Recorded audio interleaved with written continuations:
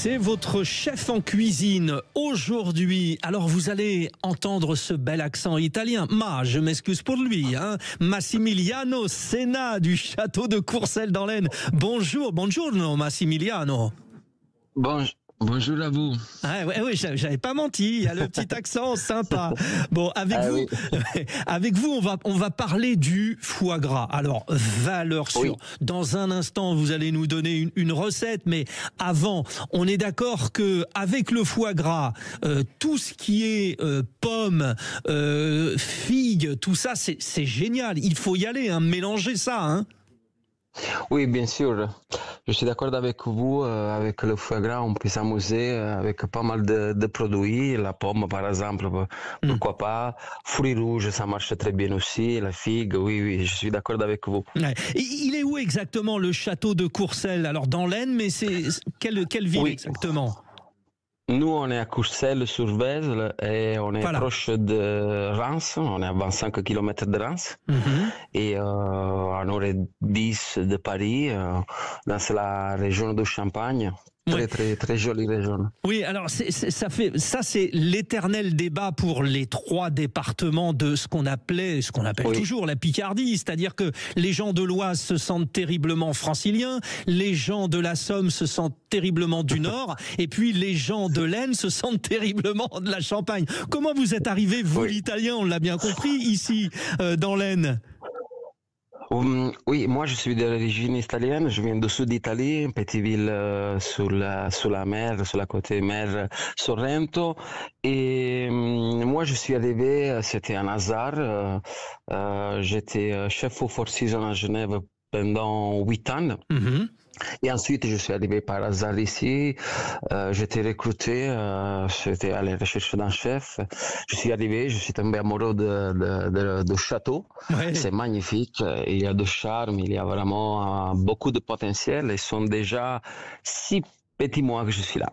Oui, vous êtes arrivé le 18 juin, comme l'appel du général de Gaulle. Le 18 juin, c'est une sacrée date.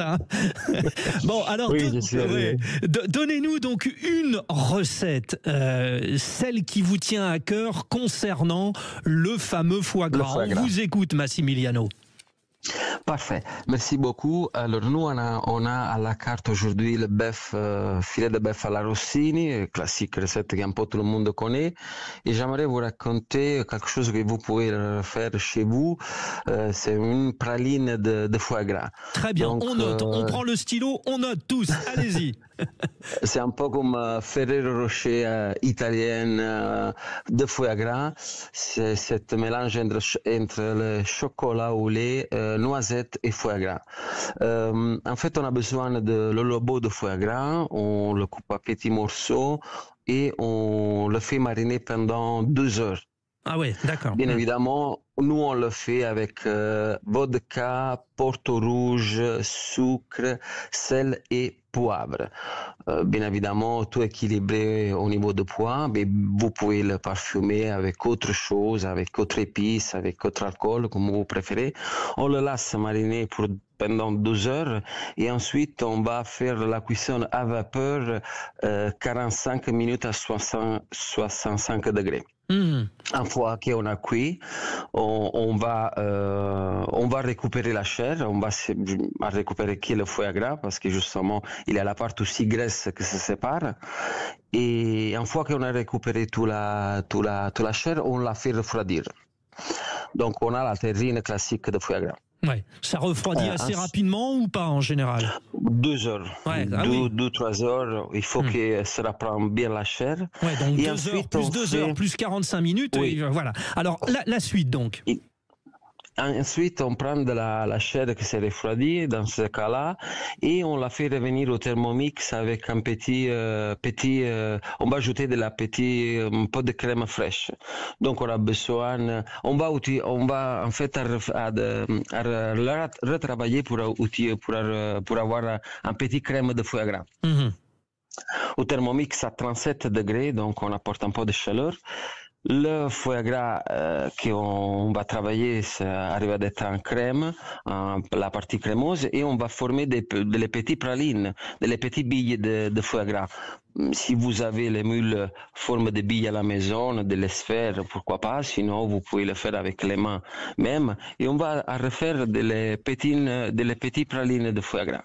Ensuite, on le passe dans le chocolat au lait, un pot de noisettes et on le fait refroidir. Donc, on va avoir vraiment cette petite bouche de pralines au foie gras, noisettes et chocolat. C'est terrible, hein. Rien qu'à vous écouter, c'est terrible, ça donne envie. Hein. Sont très jolis au niveau esthétique, sont très gourmands et ça marche bien dans la période de fête. Avec un bon verre de vin ou un bon verre d'alcool. Superbe. Massimiliano Senna du château de Courcelles dans l'Aisne. Alors vous savez, en écoutant la recette, évidemment, on se régalait. Mais en plus, avec votre accent, c'était d'une saveur exceptionnelle. Merci. Je vous remercie beaucoup. Merci à vous et bonne année à tous. Merci, bonne année. Dans un instant, on ouvre notre débat sur le wokisme. Ah, parlons-en. On va en parler sans concession, je tiens à vous le dire. Il est 9h33.